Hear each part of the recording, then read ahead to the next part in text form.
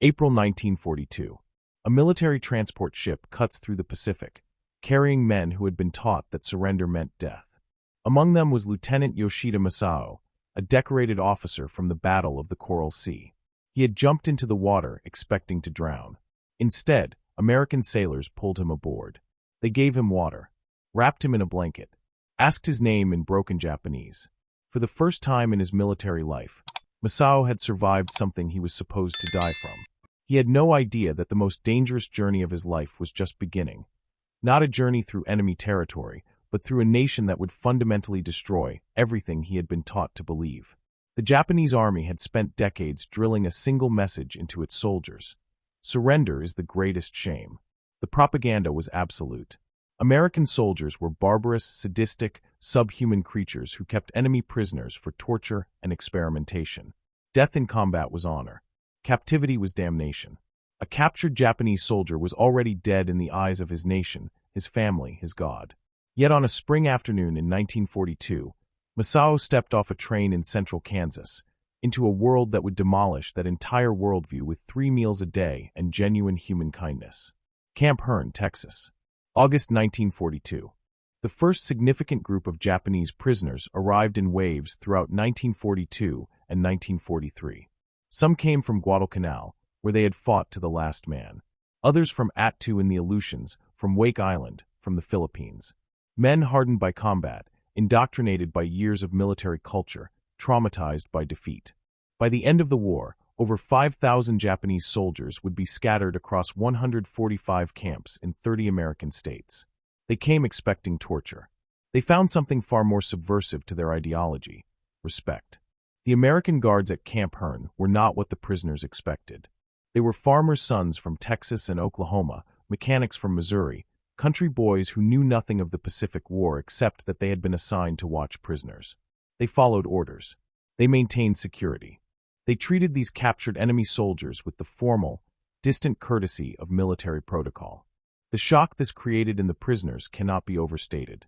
They had been prepared for cruelty. They were unprepared for indifference that bordered on decency. The first meal arrived at dusk. The prisoners stood in the mess line, watching American cooks ladle stew into metal trays. The portions were substantial. There was bread. Real bread, not the hardtack they had known for months. In the Japanese army, supplies were always rationed. Food was always scarce. Combat meant hunger. Captivity, they had been told, meant starvation. Instead, the American army fed them. Not well by peacetime standards, but adequately. After weeks of naval combat and confinement on transport ships, adequate felt like abundance. That first night, prisoners lay on bunks with clean sheets, amazed that they were still alive. There were no beatings. No interrogations conducted with baseball bats. No experiments. The American guards came by at night to count them, performing their duty without malice. In the darkness of the barracks, men who had accepted their own deaths began to whisper to each other. The Americans were not what they had been told. The question that followed, whispered carefully between bunks, was dangerous. If the propaganda was wrong about this, what else was propaganda? By October 1942, the routine of Camp Hearn had established itself. Prisoners worked in the surrounding communities, building roads, helping with harvests. They returned each day to the camp, to bunks, to meals. Some were assigned to the camp administrative offices. One prisoner, a former businessman named Tanaka, helped in the kitchen. He discovered that American coffee was weak and bitter, that American bread came pre-sliced in bags, that the rationing system was far more generous than anything Japan had known. More importantly, he discovered that American cooks did not mind when prisoners asked questions. Conversation was allowed. Curiosity was not punished. A turning point came in November 1942, when the Red Cross made its first inspection of Camp Hearn. The prisoners had been warned that this was a test, that they must demonstrate their loyalty to Japan, that they should file complaints about treatment to justify continued resistance. Instead, when asked by the Red Cross inspectors how they were being treated, the prisoners told the truth. They were fed adequately. They were not beaten. They had clean water and medical attention. The inspectors were stunned. They had expected to find violations of the Geneva Convention. They found an American Army unit meticulously complying with the rules of war. This compliance was not accidental. The United States had made a conscious decision about how to treat Japanese prisoners. There were no orders to abuse them. There were no experiments. There was simply the American military code. Prisoners of war are soldiers like any other, subject to the laws of war, entitled to basic dignity. For men trained to expect barbarity, dignity was revolutionary. Christmas 1942 arrived. The camp commanders authorized a holiday celebration. The mess hall was decorated. There was special food. An American chaplain held services. Japanese prisoners were permitted to observe their own religious traditions in separate spaces. For men who had expected to be stripped of all humanity, being permitted to pray according to their own faith was profound. That night, prisoners who had written letters to be delivered if they died found themselves instead writing letters to mothers, wives, and sisters back in Japan. Letters in which they began, cautiously, to describe their experience. Letters that would never be sent through normal channels, but which they hoped, somehow, to preserve. By early 1943, something remarkable was beginning to happen in the camps. Prisoners were starting to trust their captors. Not completely, not without reservation, but trust nonetheless. They began to cooperate more fully with camp authorities. They participated in work details without resistance. They stopped planning escapes. Some began to learn English. American guards began to learn Japanese. In the evenings, in the recreation yard, unusual scenes unfolded. American soldiers and Japanese prisoners played baseball together, with interpreters translating rules and strategy. Baseball became a profound vehicle for cultural exchange. The game itself was new to many Japanese prisoners. American soldiers taught them the rules. Prisoners played alongside guards. The Japanese soldiers discovered that American soldiers were not so different from themselves. They made the same mistakes, laughed at the same fumbles, took pride in their skill. Sports had always been part of Japanese military culture, but American baseball was unfamiliar. Learning it meant learning about America from the inside, understanding a distinctly American way of thinking about competition, cooperation, and leisure. By summer 1943, several camps had established organized sports programs. Tournaments were held between different compounds. American soldiers came to watch. Prisoners displayed remarkable athletic talent. American officers recognized this, allowed these competitions to continue, even encouraged them. The psychological effect was subtle but profound. These prisoners were being treated not as enemies to be vanquished, but as men, as humans worthy of recreation, of dignity, of normalcy within the constraints of captivity. But the ideological conflict remained. Japan had not surrendered. The war continued in the Pacific. In some camps, Japanese officers maintained military discipline over enlisted men, enforcing loyalty to Japan, preventing fraternization with Americans. In Camp Hearn and other compounds, there were tensions between those prisoners who remained ideologically committed to Japan and those who were beginning to question everything they had been taught. Letters were smuggled between barracks. Prisoners argued in the dark about honor, duty, and the nature of the enemy. One prisoner, a former teacher named Kimura, had access to the camp library. He read American newspapers, borrowed from the guards. He discovered that American journalism was free to criticize its own government, that newspapers reported on strikes, labor disputes, political disagreements. In Japan, all newspapers said the same thing. The government was right, the military was righteous, victory was certain. Here was evidence that America was different, that Americans could disagree with their leadership publicly and survive, that freedom meant something different here than in Japan. Kimura began teaching informal classes in the evening, translating articles for other prisoners, explaining American politics and culture. He was not officially authorized, but American guards knew what was happening and chose not to interfere. They understood, perhaps unconsciously, that education was the most powerful tool they could offer, not as propaganda, but as genuine knowledge, information, the chance to see the world as it actually was, not as military indoctrination had described it. The turning point came with the arrival of a new group of prisoners in late 1943, men captured from the island of Attu after a brutal battle. These prisoners had fought to the death, with only a handful surrendering at the very end. They arrived traumatized, grieving, convinced that they would be executed. One prisoner, a young soldier named Sato, was physically shaking when American guards brought him to his bunk. He had killed Americans. Surely they would kill him. Instead, a guard nodded to him, pointed to his bunk, and left. An American medic came to treat his wounds. A cook brought him food. Sato's transformation became a template for what happened to thousands of prisoners. Trauma met kindness. Expectations shattered against reality. Within weeks, Sato was working in the camp. Within months, he was playing baseball. Within a year, he was helping teach English to other prisoners. By the time he was repatriated in 1946, he had become fluent in English and had begun to understand America in ways that would have been impossible if he had been imprisoned in a Japanese concentration camp or killed in combat. The propaganda war intensified. Japan responded to reports of prisoner treatment by broadcasting radio programs telling prisoners that they were traitors for accepting American food, that they were dishonoring their families, that they must resist. Some prisoners listened to these broadcasts on hidden radios. Others heard them secondhand. The message created moral pressure. Some prisoners were torn between the gratitude they felt for being kept alive and the guilt they felt for accepting enemy kindness. To address this, some Japanese officers in the camps organized resistance movements. They maintained strict military discipline. They punished prisoners who fraternized too openly with Americans. They enforced codes of conduct. At Camp Hearn, this came to a head in 1943 when a group of nationalist prisoners attempted to maintain traditional Japanese military hierarchy despite being in captivity. An American commander, recognizing that this was creating internal conflict, made a decision. He called a meeting of Japanese officers and explained that the camp rules would be followed by all prisoners, regardless of rank. That military hierarchy would not be recognized in the camp structure. That all prisoners would be treated equally. This was revolutionary. In the Japanese army, rank was sacred. The idea that an officer would be treated the same as an enlisted man was unthinkable. Yet the American commander enforced this policy consistently. American guards did not salute Japanese officers. They did not give deference to rank. They treated all prisoners the same. Some officers bristled at this. Others began to see it differently, as an American concept of equality that transcended military hierarchy, as a glimpse into a different way of organizing human society.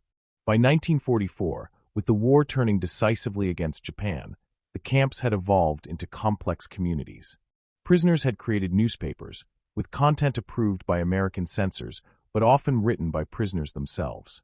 These newspapers reported on camp life, sports results, and sometimes carefully worded commentary on world events.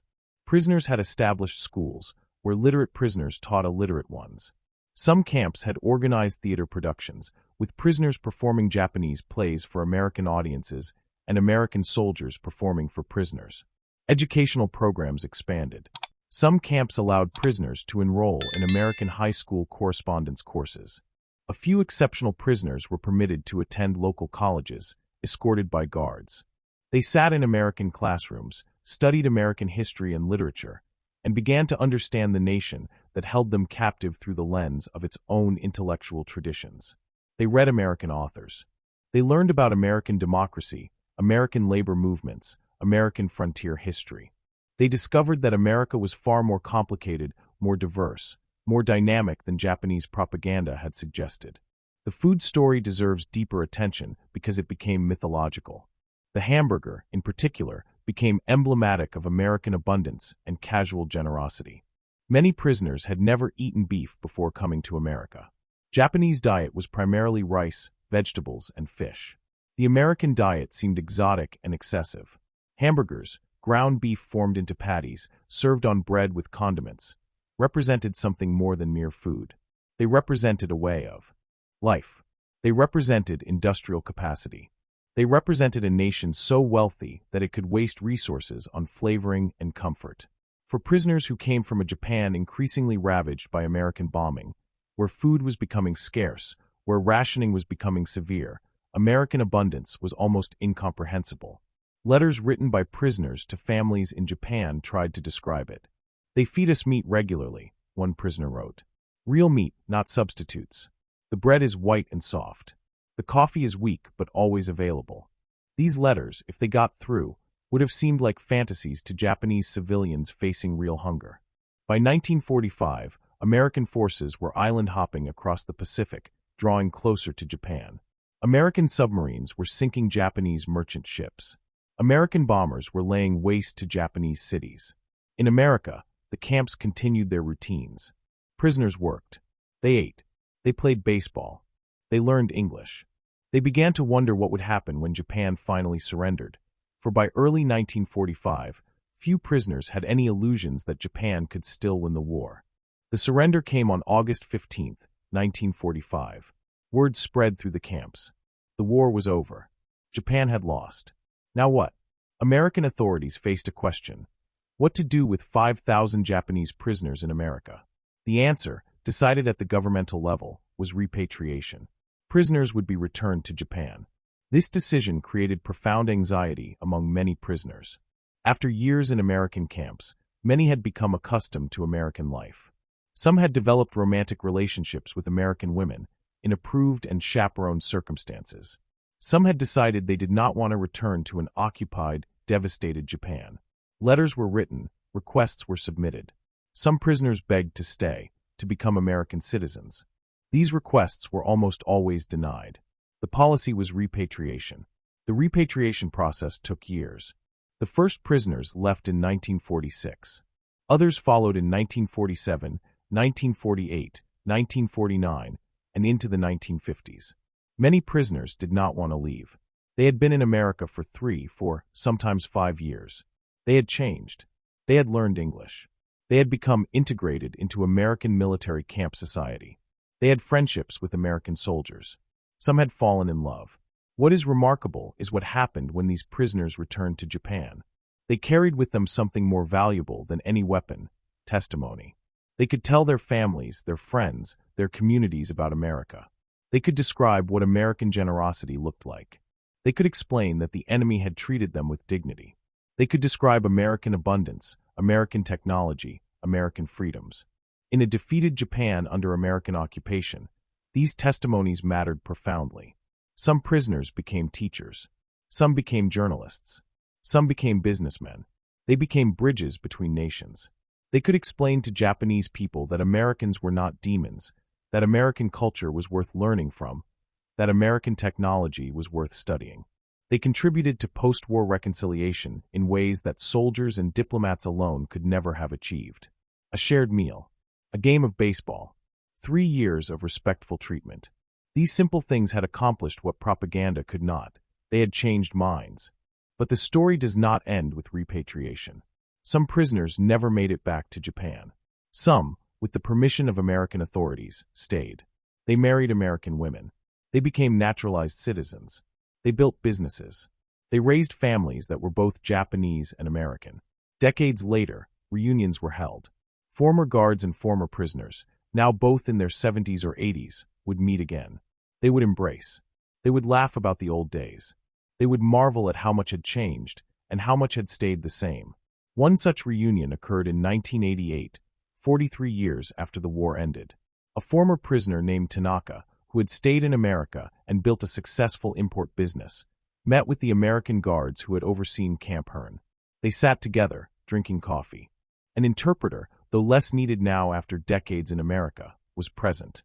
Tanaka spoke about returning to Japan after the war, about the devastation he found, about how the memories of American kindness had sustained him during those dark years. He spoke about eventually returning to America, about becoming a citizen, about building a life here. The American guards spoke about their own lives after the war. They had returned to farms and jobs, had families, had lived quiet lives. They remembered the prisoners. They remembered Tanaka specifically. One guard, now in his 60s, said something that seemed to capture the entire experience. "We were just doing our job, following orders. But I think maybe we did something more important than we knew. We showed those men that there was another way, that enemies could treat each other with respect." The most profound impact came from the prisoners who returned to Japan and lived there. These men became part of the reconstruction effort. They worked in Japan's industrial recovery, bringing American technology and methods. They became educators, teaching English, teaching about American culture and democracy. They married Japanese women and raised children in a defeated, occupied Japan trying to rebuild itself. Their children grew up hearing stories about America, about the generosity of American soldiers, about the abundance and freedom of the American system. Many of those children grew up dreaming of America, learning English, and eventually immigrating themselves. The hamburgers that had seemed so exotic in 1942 became symbols of something larger. They represented a philosophy of war and peace. They represented the idea that even in total war, some things matter more than military victory. That human dignity matters. That treating enemies with respect might accomplish what conventional weapons cannot. Historical research in the decades following the war confirmed what the prisoners had experienced. The American treatment of Japanese prisoners had been, by the standards of warfare, exemplary. There were no systematic abuses. There were no experiments. There were no atrocities. The camps were administered according to the Geneva Convention. Prisoners were fed, clothed, and housed adequately. Medical care was provided. Educational opportunities were offered. Religious observance was permitted. This was not because American soldiers were uniquely virtuous, but because the American military had made a conscious choice about how to wage war. That choice had consequences. Studies conducted in the 1950s by researchers examining the impact of prisoner treatment on post-war relations showed that Japanese prisoners who had been treated humanely were far more likely to support reconciliation and cooperation with America. They became ambassadors of peace. They became evidence that Americans were not the monsters they had been told they were. They became proof that a different way of treating enemies was possible. The P-47 Thunderbolt had won air superiority over Germany. American industrial capacity had overwhelmed Japanese island defenses. American technology had developed the atomic bomb. These things won the war militarily. But it was the hamburgers, the baseball games, the respectful treatment of prisoners of war, the choice to see enemies as humans rather than subhumans. It was these things that won the peace. In 1945, there were those who argued for harsh treatment of Japanese prisoners as retribution for Japanese atrocities in other theaters, for Japanese treatment of American prisoners in camps and on the Bataan Death March. There were calls for vengeance. Instead, American policy chose a different path. Not out of weakness, not out of inability to retaliate, but out of a conviction that treating prisoners well was itself a form of strength. That demonstrating American values, fairness, respect, decency, was more powerful than demonstrating American cruelty. This choice echoed across decades. Japanese prisoners became Japanese Americans. They became businesspeople, teachers, and cultural ambassadors. They became part of the post-war rapprochement that transformed a defeated enemy into a democratic ally. The relationship between America and Japan, which in 1942 seemed destined to be eternal enmity, became by the 1950s a model of peaceful coexistence and mutual benefit. The camps closed. The prisoners left. But the memory remained. In the 1980s and 1990s, historians began to rediscover these stories. Survivors were interviewed. Diaries were found. Letters were translated. The narrative emerged of something remarkable that had happened in the American heartland during World War II. Not a famous battle. Not a pivotal military operation. Just thousands of American soldiers treating thousands of enemy prisoners as human beings. Tanaka lived to be 94 years old. He died in 2007, a naturalized American citizen, a successful businessman, a man who had lived longer in America than he ever lived in Japan. At his funeral, both American and Japanese flags draped his casket. His grandchildren, who were American, spoke about their Japanese heritage. His children, who were Japanese American, spoke about the values their father had tried to pass down: respect for others, recognition of our shared humanity, the possibility of reconciliation even after terrible conflict. The story of Japanese prisoners of war in American camps is not widely known. It does not feature in most accounts of World War II. There are no grand battles to describe, no heroic actions that changed the course of the war. There is only the quiet story of men choosing to treat enemies with dignity, of guards choosing not to abuse prisoners, of cooks choosing to feed people adequately, of officers choosing to follow the Geneva Convention, even though not everyone would have held them accountable if they had not. It is a story about how the most radical thing a nation can do in wartime is to refuse to dehumanize the enemy. How treating prisoners well is not a weakness, but a strength. How a hamburger and a baseball game and 3 years of respectful treatment can accomplish what weapons cannot. How ideology, when it meets human kindness, can be transformed. The Thunderbolt pilots heard the sound of their own guns and understood power. The prisoners of war heard the kindness of their captors and understood humanity. Both changed the world. Both demonstrated what America could be at its best. A nation of overwhelming capacity, choosing to use that capacity not just for destruction, but for the harder work of building peace. The war ended in 1945. But the peace that followed, the reconciliation that happened, the alliance that was built, this came not from the battlefields of the Pacific, but from the quiet fields of Kansas and Texas, from baseball games and hamburgers, from the simple and radical choice to treat enemies as if they were human beings. That choice echoed across generations. It shaped a world in which former enemies became friends. It built the foundation for an alliance that has endured for nearly 80 years. It proved that sometimes the most important thing a nation can do is not to win the war, but to win the peace. And sometimes, the way to do that is with a hamburger and genuine respect for the humanity of others.